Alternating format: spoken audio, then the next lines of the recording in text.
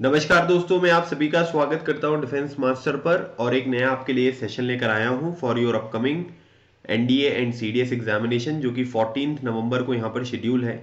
और आज के इस सेशन में मैं आपके साथ यहां पर कुछ इंपॉर्टेंट करंट अफेयर के क्वेश्चंस यहां पर डिस्कस करूंगा, जो कि आपके अपकमिंग एग्जामिनेशन में काफी इंपॉर्टेंट रोल प्ले करने वाले हैं। ठीक है, तो इससे पहले मैं 25 सेशंस आपको ऑलरेडी प्रोवाइड कर चुका हूं। इसकी एक मैंने सेपरेट प्लेलिस्ट यहाँ पर बनाई हुई है, तो आप उसके थ्रू अपने एग्जामिनेशन के लिए रिवीजन यहाँ पर कर सकते हैं। ठीक है, तो चलिए स्टार्ट करते हैं आज का सेशन।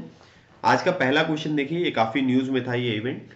तो consider the following statements regarding the sperm wheels. ठीक है, तो स्पर्म व्हील्स जो है उनसे रिलेटेड यहाँ पर आपको 3 स्टेटमेंट दिए गए हैं और आपको बताना है कि इसमें से कौन से स्टेटमेंट है जो कि यहाँ पर आपको करेक्ट देखने को मिलेगा। They are found only in the temperate waters of the world. Ambergris is a solid waxy substance produced in the intestine of the sperm whales, and sperm whales are listed as vulnerable in the IUCN Red List. तो आपको बताना है कि इसका जो हमारा right answer होगा वो यहां पर क्या होगा। ठीक है, देखिए यहां पर ना स्पर्म वेल्स जो है, ये अगर आप देखेंगे तो ये एक लार्जेस्ट जो है वो टूथ वाली जो है, मतलब जो आपके टीथ वगैरह होते हैं। ठीक है, तो लार्जेस्ट टूथ वेल्स हैं जो यहाँ पर आपको देखने को मिलेगी। ठीक है, एक बात ये भी आपको ध्यान रखना है, और इसमें एक बात ये ध्यान रखना है कि इनका जो हेड होता है वो स्क्वायर शेप में होता है ना, स्क्वायर हेड आपको देखने को मिलेगा। प्लस यहाँ पर क्या है कि दूसरी चीज होती है नैरो लोअर जॉ। ठीक है, मतलब जो इनका लोअर जॉ होता है वो थोड़ा सा आपको नैरो यहाँ पर देखने को मिलेगा।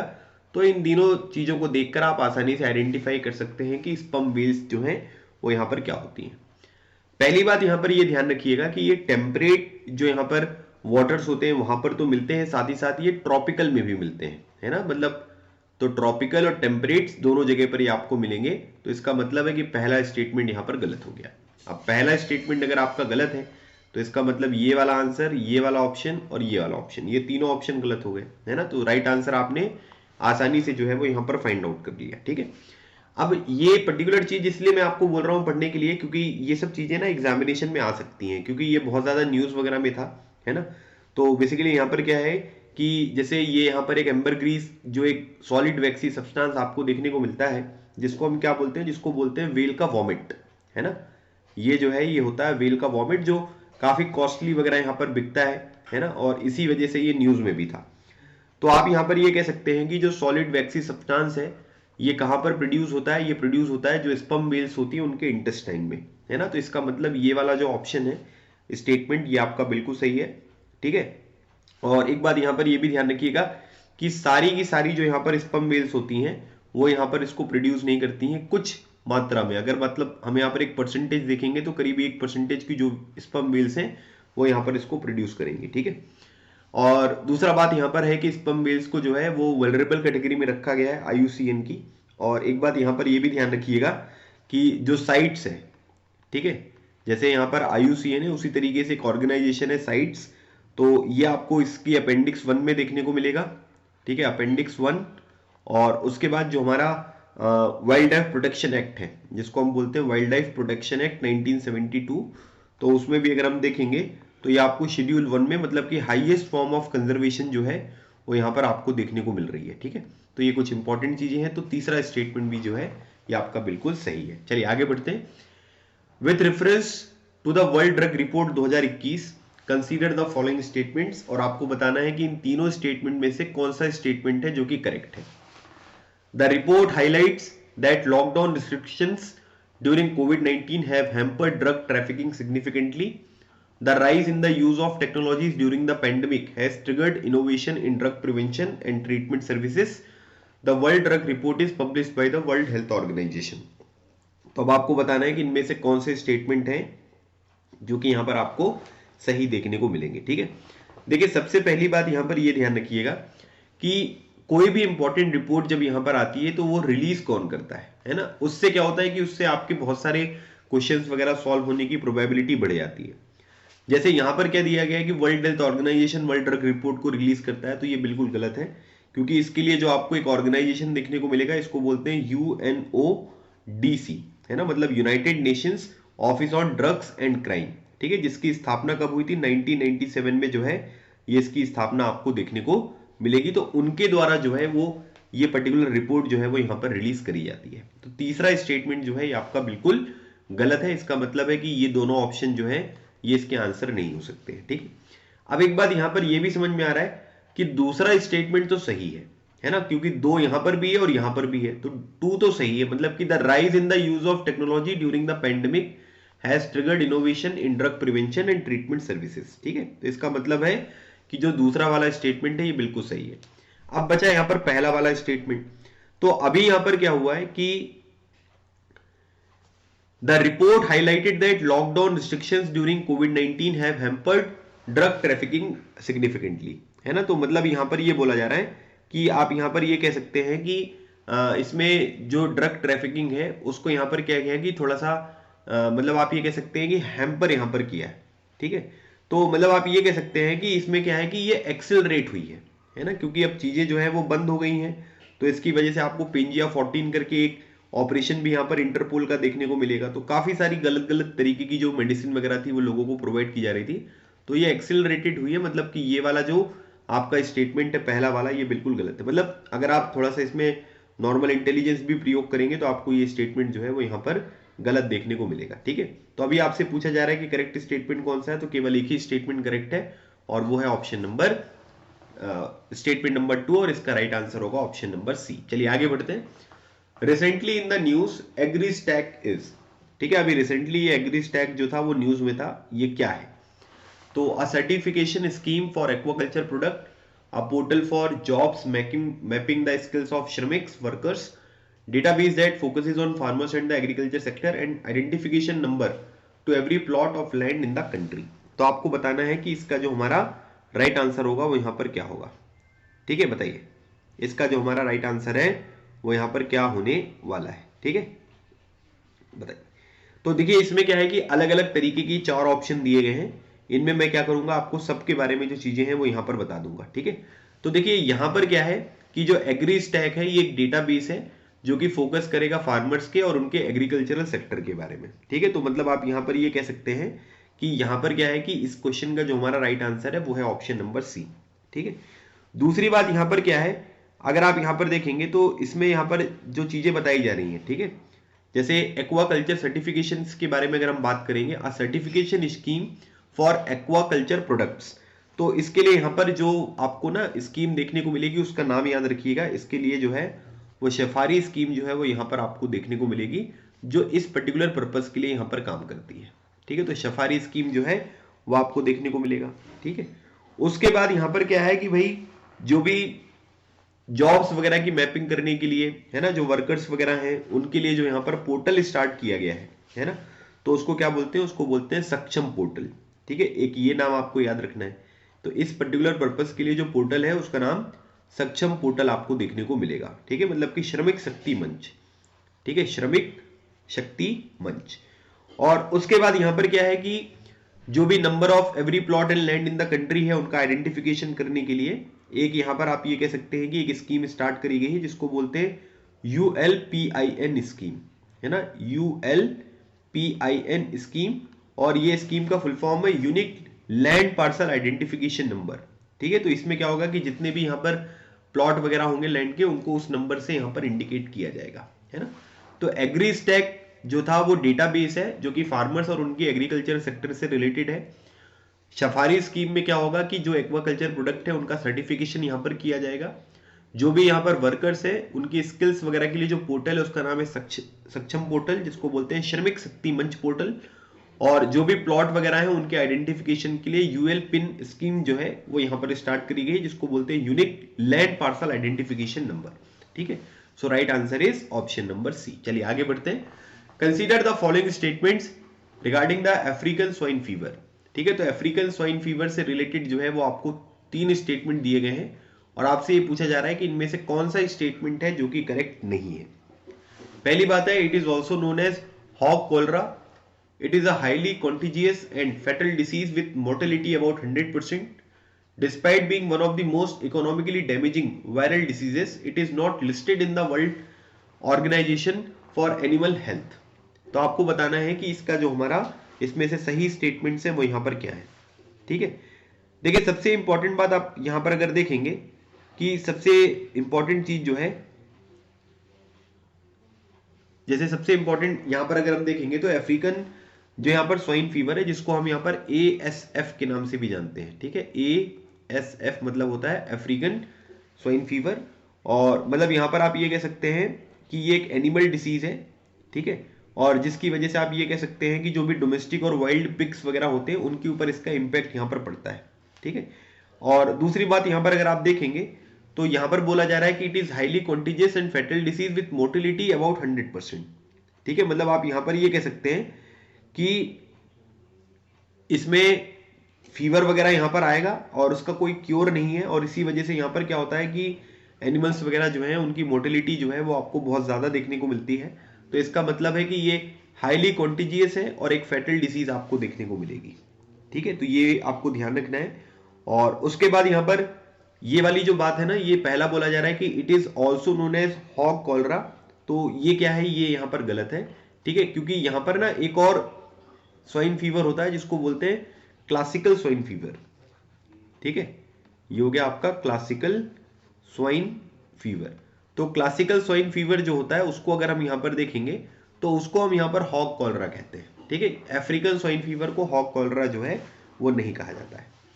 और अफ्रीकन स्वाइन फीवर जो है वो अफ्रीका में सबसे पहले यहाँ पर इसकी खोज हुई थी, मतलब सबसे पहले वो यहाँ पर रिपोर्ट किया गया था 1920s में, ठीक है। तो ये बात आपको यहाँ पर ध्यान रखना है। और उसके बाद यहाँ पर एक बात ये ध्यान रखिएगा कि despite being one of the most economically damaging viral disease, तो इसको यहाँ पर क्या है कि world organization for animal health में जो है इसको नहीं रखा गया है। तो मतलब ये गलत स्टेटमेंट है। इसका मतलब ये हुआ कि इसको यहाँ पर जो हमारा world organization for animal health वाला जो यहाँ पर लिस्ट है उसमें इसको इंक्लूड किया गया। मतलब इतनी खतरनाक ये डिसीज है तो ऑब्वियसली इसको जो है यहाँ पर आप डेफिनेटली कह सकते हैं कि इसको इंक्लूड यहाँ पर किया होगा।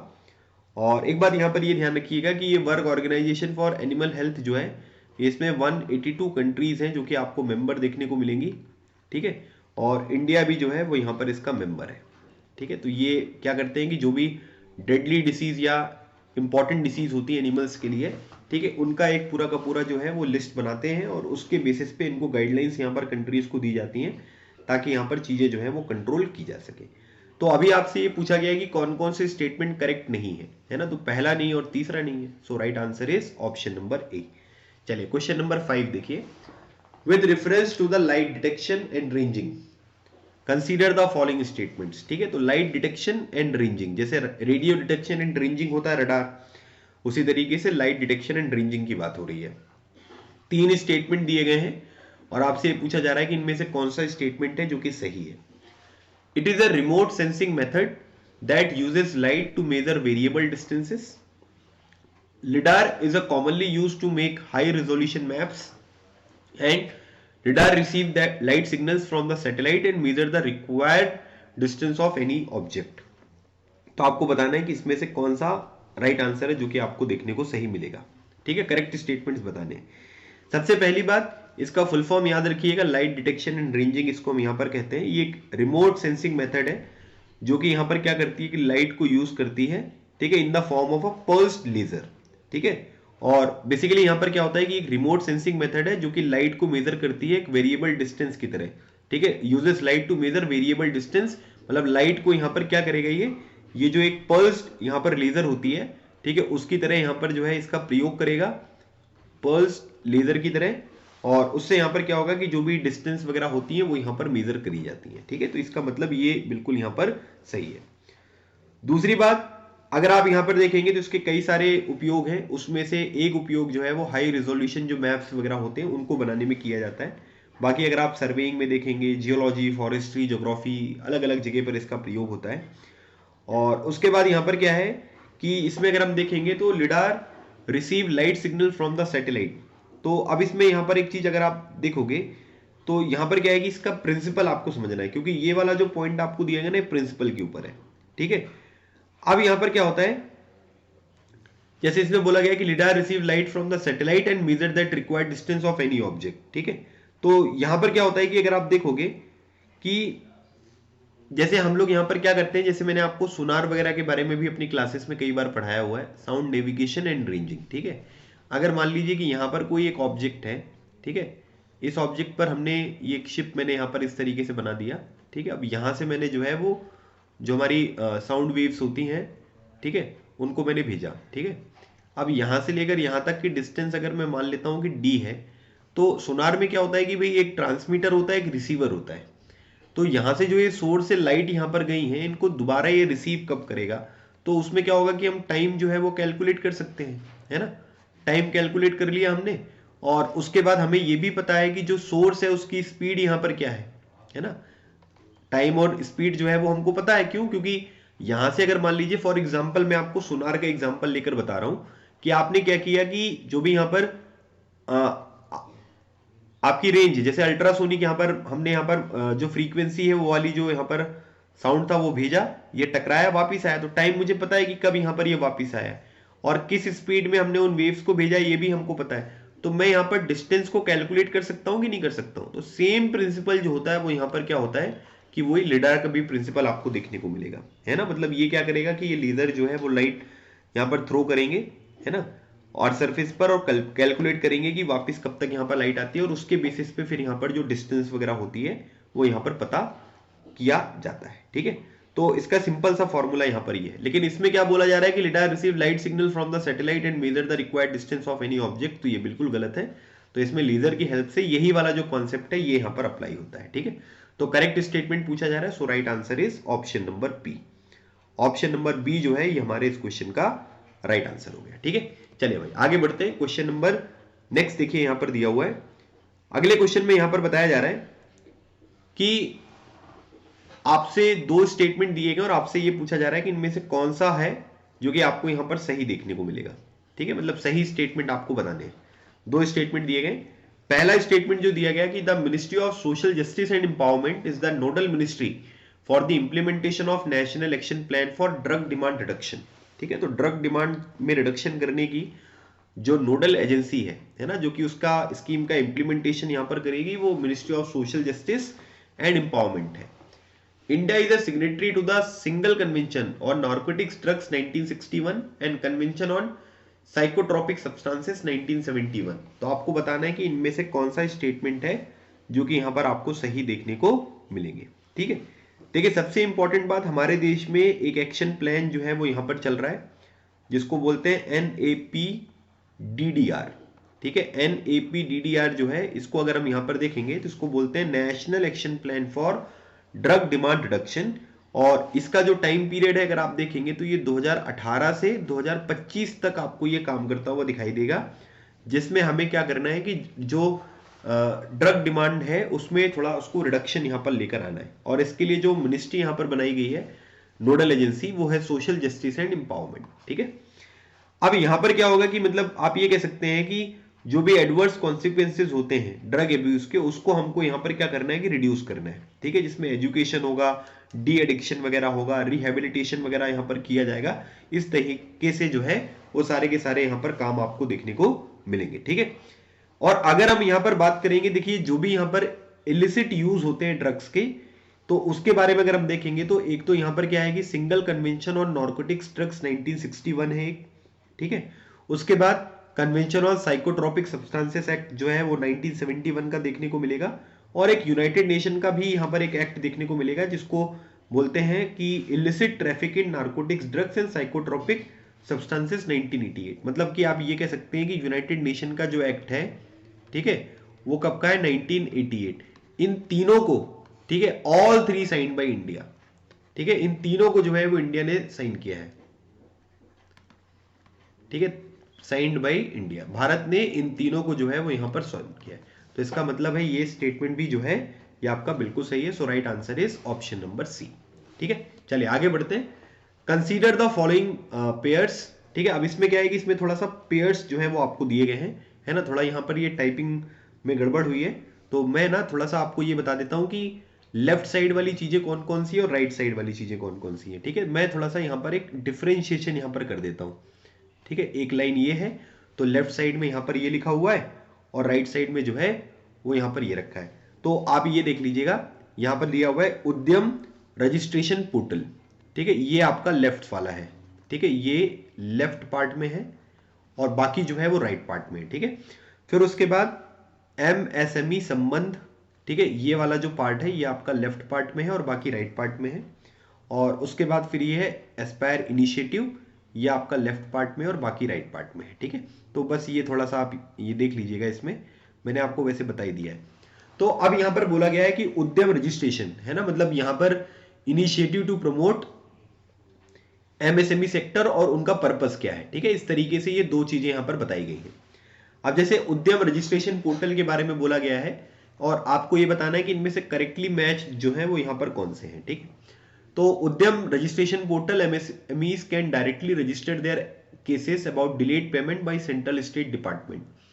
MSME Sambandh monitor the implementation of the public procurement of MSEs by central public sector enterprises and aspire initiative जो है वो promote innovation and rural entrepreneurship through rural livelihood business incubator, ठीक है। तो अब भाई आपको ये बताना है कि इनमें से कि जो रिलेटेड है वो यहां पर कौन कौन सा है।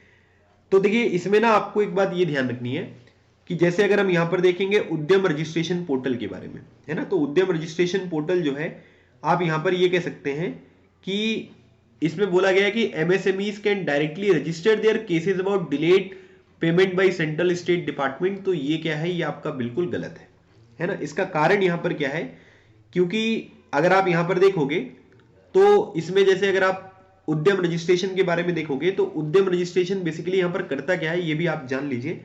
उद्यम रजिस्ट्रेशन पोर्टल है, मतलब इसमें क्या होगा कि aggregating the data on the number of MSMEs, ठीक है, नंबर ऑफ एमएसएमईज जो हमारे देश में है, ठीक है, तो उनके बारे में यहां पर क्या है कि उनका नंबर एग्रीगेट करेगा,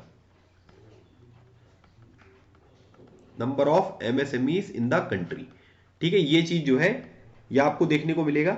और इसका दूसरा इंपॉर्टेंट बात ये ध्यान रखिएगा कि अगर आपको कोई पेमेंट वगैरह से रिलेटेड जो है वो कोई इश्यू यहां पर देखने को मिलेगा तो उसको बोलते हैं एमएसएमई समाधान, ठीक है। एमएसएमई समाधान जो है वो आपको यहां पर ये देखने को मिल रहा है, ठीक है। तो इसका मतलब है कि पहला वाला जो है वो गलत है। तो अब पहला वाला अगर गलत हो गया तो इसका मतलब ये गलत, ये गलत और ये गलत। तो राइट आंसर क्या हो गया, ऑप्शन नंबर 2, मतलब बाकी दोनों जो है वो बिल्कुल सही है, ठीक है। जैसे एमएसएमई संबंध जो है ये एक पब्लिक प्रोक्योरमेंट पोर्टल है और यहां से क्या होगा कि जो भी इंप्लीमेंटेशन होगा पब्लिक प्रोक्योरमेंट का एमएसएमईज का वो यहां पर जो है वो मेंटेन किया जाएगा। और एस्पायर इनिशिएटिव अगर हम यहां पर देखेंगे तो ये क्या है, ये इनोवेशन एंड रूरल एंटरप्रेन्योरशिप जो है वो यहां पर क्या करता है कि वो प्रमोट करता है, ठीक है। तो इसका मतलब यहां पर क्या हुआ कि बाकी दोनों तो बिल्कुल सही यहां पर है लेकिन पहला वाला जो है वो गलत है। तो ऐसे ना नॉर्मली क्वेश्चन जो है वो एग्जामिनेशन में पूछ लेंगे आपसे। अभी तो तीनों के बारे में दे दिया गया था, है ना, किसी एक के बारे में दे देंगे कि इसके बारे में बताओ भाई क्या पता है आपको, ठीक है। So right answer is option number B. चलिए आगे बात करते हैं। With reference to the special frontier force SFF consider the following statements, और आपको बताना है कि इनमें से कौन सा स्टेटमेंट है जो कि करेक्ट है ना। मतलब यहां पर बात किसकी हो रही है, स्पेशल फ्रंटियर फोर्स जो है उनके बारे में बात की जा रही है। It was establish in the year 2000 after the Kargil war. SFF units are not part of the army but they function under operational control of the army. Women soldiers are still not part of the force, ठीक है। तो आपको बताना है कि इसका right answer यहां पर क्या होगा, ठीक है। तो इसका मतलब एक बात ये ध्यान रखिएगा कि स्पेशल फ्रंटियर फोर्स जो है इनकी स्थापना कब हुई थी, 1962, मतलब इंडिया चाइना वॉर जब यहां पर हो गया था, ठीक है। उसके बाद स्पेशल फ्रंटियर फोर्स जो है वो यहां पर आपको बनी थी। तो पहला स्टेटमेंट जो है वो आपका गलत हो गया, ठीक है, ये गलत हो गया। तो ये ऑप्शन गलत हो गया और ये ऑप्शन गलत हो गया। अब इसका मतलब है 2 सही है ना। इसका मतलब क्योंकि 2 यहां पर भी है यहां पर भी है। SFF units are not part of the army but they function under the operational control of the army, ठीक है। तो मतलब आप ये कह सकते हैं कि यहां पर जो है, ठीक है, वो उसके अंतर्गत यहां पर काम करेगी। तो मतलब आप ये कह सकते हैं कि देखिए जो कैबिनेट सेक्रेटरीट होते हैं, है ना, मतलब अगर हम SFF के बारे में यहां पर देखेंगे तो यहां पर क्या होता है कि अगर हम यहां पर देखें तो ये कैबिनेट सेक्रेटरीट जो होते हैं, ठीक है, तो उनके परव्यू के अंतर्गत ये आपको काम करते हुए दिखाई देते हैं। और इसको यहां पर क्या होते हैं कि इंस्पेक्टर जनरल जो होते हैं वो यहां पर लीड करते हैं, जो कि आर्मी में अगर हम देखेंगे तो मेजर जनरल रैंक का यहां पर ऑफिसर होते हैं, ठीक है। मतलब यहां पर क्या है कि एक इंस्पेक्टर जनरल की रैंक होते हैं, ठीक है। तो उसके द्वारा यहां पर जो है उसको हेड किया जाता है, जो कि आर्मी के मेजर जनरल के बराबर होते हैं, ठीक है। तो ये भी बात आपको ध्यान रखना है।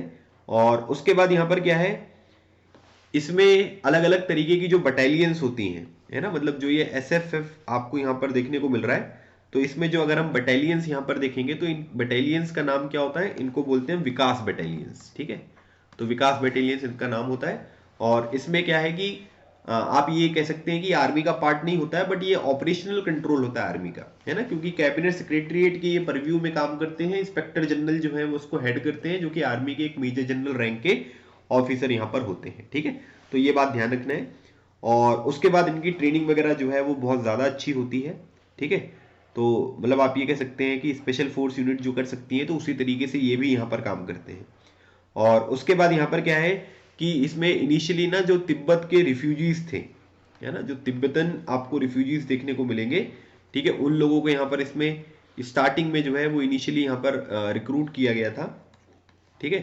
इनिशियली इनको रिक्रूट किया गया था, ठीक है। और उसमें यहाँ पर क्या है कि पहले तिब्बतन थे, ठीक है, लेटर जो है इसमें गोरखास भी जो है वो आपको देखने को मिलेंगे, ठीक है। जो गोरखास हैं उनको भी यहाँ पर इंक्लूड किया गया। तो आज के टाइम पीरियड पर तिब्बतन और गोरखास ये दोनों लोग यहाँ पर आपको देखने को मिलते हैं। और उसके बाद यहाँ पर आपको एक बात ये ध्यान रखना है कि women soldiers are still not part of the force, तो ये बिल्कुल गलत है ना। वुमेन सोल्जर्स जो हैं ये एसएफएफ जो है उसका पार्ट आपको यहाँ पर देखने को मिलेंगे, ठीक है। तो अभी आपसे पूछा जा रहा है कि करेक्ट स्टेटमेंट, तो केवल बी ऑप्शन जो है वो आपको यहाँ पर करेक्ट देखने को मिलेगा। So right answer is option number B. चलिए आगे बढ़ते हैं। Which of the following is are written by Bankim Chandra Chatterjee, ठीक है। तो बंकिम चंद्र चटर्जी जी के द्वारा आपको ये बताना है कि इसमें से कौन कौन सी, है ना, जो बुक्स वगैरह है वो उन्होंने यहाँ पर लिखी है। तो आप सभी को पता है कि बंकिम चंद्र चटर्जी जी जो है वो एक ग्रेटेस्ट नोवेलिस्ट है ना, एक बहुत ही शानदार पोइट आपको इंडिया को देखने को मिलेंगे। और आप ये भी कह सकते हैं कि वंदे मातरम जो है वो बंकिम चंद्र चटर्जी जी ने यहाँ पर लिखा हुआ है, ठीक है। और एक बात ये ध्यान रखिएगा, इनकी एक बहुत ही इंपॉर्टेंट नॉवेल है जिसको बोलते हैं आनंद मठ, ठीक है। आनंद मठ जो है वो सन्यासी जो रिबेल यहाँ पर हुआ था, ठीक है, याद रखिएगा। तो यहाँ पर आपको मिलेगा ये सन्यासी रिबेल, ठीक है, उसके बैकग्राउंड पे जो है वो चीजें यहाँ पर लिखी गई हैं। अच्छा, सन्यासी रिबेल जो है वो 1770 से 1820 के बीच में आपको देखने को मिलेगा, जब यहाँ पर क्या था कि बहुत ज्यादा फेमाइन वगैरह वाली जो कंडीशन थी वो बंगाल में बहुत ज्यादा हो गई थी, है ना। और उस टाइम पर किस तरीके से काम हुआ वो आपको देखने को मिलेगा। और हमारा जो नेशनल सॉन्ग है वंदे मातरम, ठीक है, वो आपको कहाँ से देखने को मिलेगा, ये आनंद मठ जो है उससे यहाँ पर लिया गया है, ठीक है। तो ये भी आपको ध्यान रखना है। उसके बाद अगली बात अगर हम देखेंगे तो बंग दर्शन, ठीक है। तो यहाँ पर क्या है कि आप एक चीज ये भी कह सकते हैं कि इनके द्वारा ना एक मैगजीन भी यहाँ पर स्टार्ट करी गई थी जिसका नाम है बंग दर्शन, ठीक है। ये भी इन्होंने यहाँ पर स्टार्ट करी थी, बंग दर्शन मैगजीन, ठीक है, ये भी आपको ध्यान रखना है। और उसके बाद यहाँ पर जो है इनके और भी बहुत सारे लिटरेरी अगर हम कंट्रीब्यूशन यहाँ पर देखेंगे तो जैसे कपाल कुंडला, है ना, कपाल कुंडला भी आपको देखने को मिलेगा। देवी चौधरानी जो है वो अभी आपको देखने को मिलेगा, है ना। फिर उसके बाद बिशप रिक्शा ये वाला भी जो है ये आपको देखने को मिलेगा, है ना। चंद्रशेखर, मतलब बहुत सारी अलग अलग तरीके की किताबें हैं। तो ये चारों जो आपको लिखे हुए लिटरेचर यहाँ पर देखने को मिल रहे हैं, ये बंकिम चंद्र चटर्जी जी ने यहाँ पर लिखे। So right answer is option number D, ठीक है। चलिए भाई आगे बढ़ते हैं। अगला क्वेश्चन देखिए, कंसीडर द फॉलोइंग स्टेटमेंट्स, और आपको ये बताना है कि इनमें से कौन सा स्टेटमेंट है जो कि यहाँ पर करेक्ट है। The Sanyasi uprising took place in Bengal after the great famine of 1770, ठीक है, दूसरी बात। और अगली बात देखिए, दिया हुआ है कि the Bankim Chandra Chatterjee novel Anand Math talk of the sannyasi rebel in the Bengal, ठीक है। तो अभी मैंने ये दोनों चीजें आपको बताई हैं। सन्यासी अपराइजिंग जो था वो बंगाल में हुआ था, है ना, 1770 से 1820 तक का जो टाइम पीरियड था वो आपको यहाँ पर देखने को मिलेगा, है ना। और उसके बाद यहाँ पर क्या हुआ कि आप ये भी कह सकते हैं कि आनंद मठ में इन सब चीजों के बारे में चीजें लिखी गई हैं, ठीक है। तो ये क्वेश्चन बन सकता है पेपर में। तो करेक्ट स्टेटमेंट पूछा जा रहा है, तो दोनों स्टेटमेंट जो है बोथ 1 और 2 जो है ये बिल्कुल करेक्ट स्टेटमेंट है। So right answer is option number C, ठीक है। तो ये था हमारा 10 डेज का पूरा मतलब 10 क्वेश्चंस आज के दिन का जो मैंने आपके साथ डिस्कस किया है। बाकी आप हमारे डेली न्यूज एनालिसिस पे जो है वो एनरोल कर सकते हैं। यहाँ पर मैं क्वेश्चंस भी प्रैक्टिस कराता हूँ। और अभी हमने यहाँ पर एक नया फीचर आपके सीडीएस एग्जामिनेशन तक, मतलब कि जो 13 नवंबर है तब तक मैंने यहाँ पर डिसाइड किया है कि मैं 5 नवंबर से, ठीक है, 5 नवंबर से 13 नवंबर तक इसी तरीके के प्रैक्टिस क्वेश्चंस वहां पर आपके साथ डिस्कस करूंगा, तो वो आपके एग्जामिनेशन के लिए बहुत इंपॉर्टेंट होगा। और साथ ही साथ आपको डेली न्यूज एनालिसिस वगैरह जो होते हैं उनकी वीडियोस भी मिलते रहेंगे। तो इसका मंथली सब्सक्रिप्शन का जो प्राइस है वो केवल 249 है। अगर आप इसमें इनरोल करना चाहते हैं तो मैं भी आपको नंबर प्रोवाइड करूंगा, उसमें कॉन्टेक्ट आप कर सकते हैं। बाकी एसएसबी का भी बैच जो है वो यहाँ पर स्टार्ट हो चुका है, ठीक है। तो इसमें ये गोल्ड कोर्स और सिल्वर कोर्स के बारे में बात हो रही है। तो वीडियो के अंत में आपको जो है एक लिंक मैं प्रोवाइड कर दूंगा, आप उस वीडियो को देखकर इसकी जानकारी यहाँ पर इकट्ठा कर सकते हैं। बाकी मेरा ये नंबर है, आप इस नंबर पर कांटेक्ट करके भी अपने डाउट्स वगैरह को क्लियर कर सकते हो, ठीक है। तो ये था आज का हमारा सेशन, मिलते हैं हमारे नेक्स्ट सेशन में। तब तक keep smiling and keep preparing, लगे रहो, एग्जाम क्लियर करो। थैंक यू सो मच, जय हिंद।